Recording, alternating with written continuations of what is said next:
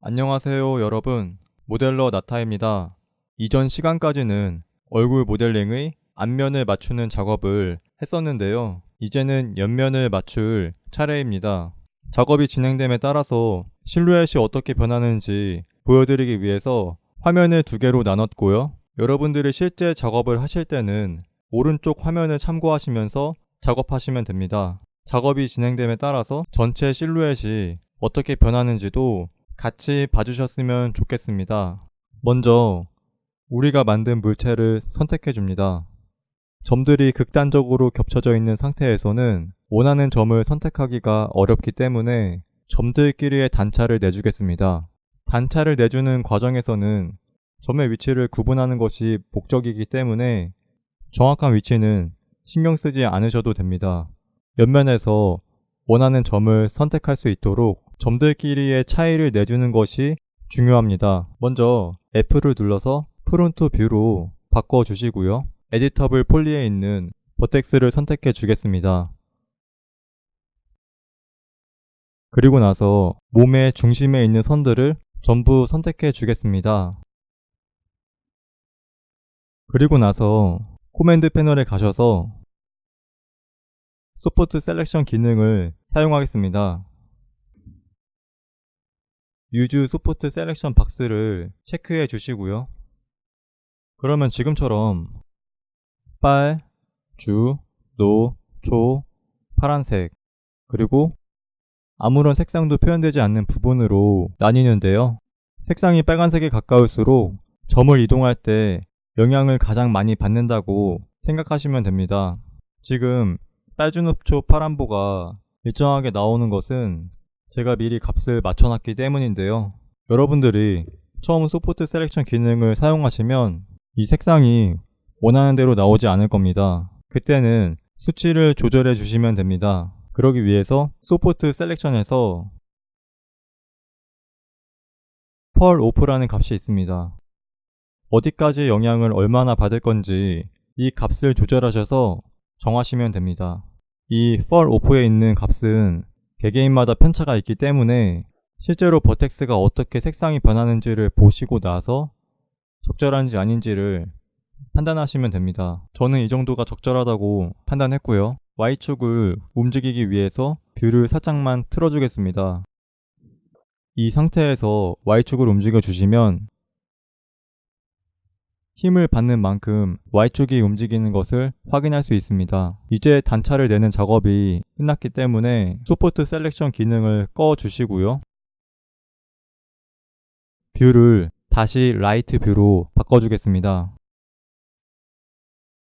이 상태에서 앞면에 맞춰졌던 거와 마찬가지로 점의 위치를 하나씩 옮겨주시면 되는데요. 이때 가장 중요한 것이 옆면에 있는 어느 점이 앞면의 어느 점과 같은 점인지를 파악하는 것과 점을 움직일 때 오직 Y축만 움직여서 점의 위치를 맞춰야 한다는 것입니다. 옆면에서 봤을 때 가장 튀어나온 점은 이마 부분과 코, 그리고 인중 정도가 되는데요. 당연히 앞에서 봤을 때 이마와 코, 그리고 인중은 몸의 중심에 있습니다. 우리가 만약에 몸 중심에 있는 이마의 점을 여기 맞추지 않고 엉뚱한 점을 이마의 가장자리에 맞춘다면은 지금과 같이 틀린 형태가 돼버립니다. 따라서 옆면의 점이 앞면의 어느 점에 해당하는지를 파악하는 것이 첫 번째로 중요한 포인트입니다. 그리고 두 번째로 말씀드릴 것은 가장 중요한 점인데요. 우리가 전 시간에 X축과 Z축을 맞춰놨기 때문에 우리는 오로지 Y축만을 사용해서 점의 위치를 맞춰야 한다는 점입니다. 만약에 오직 Y축만 사용하지 않고 다른 축을 사용해서 점의 위치를 맞춰버린다면 앞면에 있는 점의 위치가 어긋나 버리겠죠. 우리가 전 시간에 맞춘 Z축과 X축을 전혀 건들지 않고 오로지 Y축만을 사용해서 점의 위치를 맞추는 것이 가장 중요합니다. 그러면 이제부터 옆면을 맞춰보겠습니다. 지금 막 시작하는 단계인데도 불구하고 우리가 소프트 셀렉션으로 단차를 내는 작업을 했기 때문에 조금의 볼륨감이 생긴 것을 볼 수 있습니다. 작업을 하기 위해 라이트 뷰로 바꿔주겠습니다.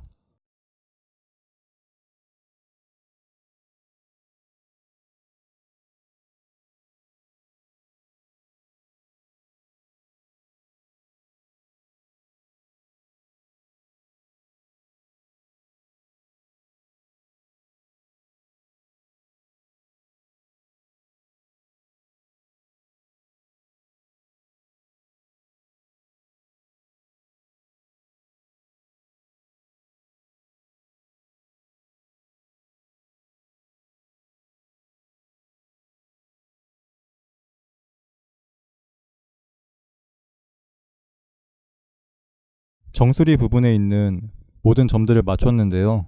이 부분까지는 면이 있지만 이 부분부터는 면이 없는 것을 볼 수 있습니다. 그 이유는 앞에서 다른 사람의 뒤통수를 볼 수 없기 때문입니다. 즉, 우리가 앞면에서 물체를 파악할 수 있는 부분은 여기까지가 끝입니다. 뒷면의 위치를 정확하게 파악하기 위해서는 뒷면에서 바라본 삼면도가 있어야 하는데요. 제가 삼면도를 드리지 않았죠. 그렇기 때문에 이 부분에 대한 정보가 없는 것이 당연한 겁니다. 따라서 옆면을 만드시면서 앞면을 만드시는 것과 마찬가지로 이 부분을 하나씩 채워나가시면 됩니다. 크게 어려운 구조가 없기 때문에 앞에서 면을 만든 방식을 그대로 사용하시면은 크게 문제가 없습니다. 이마의 위치를 맞춰준 것만으로도 볼륨감이 나온 것을 확인할 수 있습니다. 이 다음부터는 쭉 작업하는 영상입니다. 옆면의 점들을 맞춰주면서 형태와 볼륨감이 어떻게 변하는지 주의해서 봐주시기 바랍니다.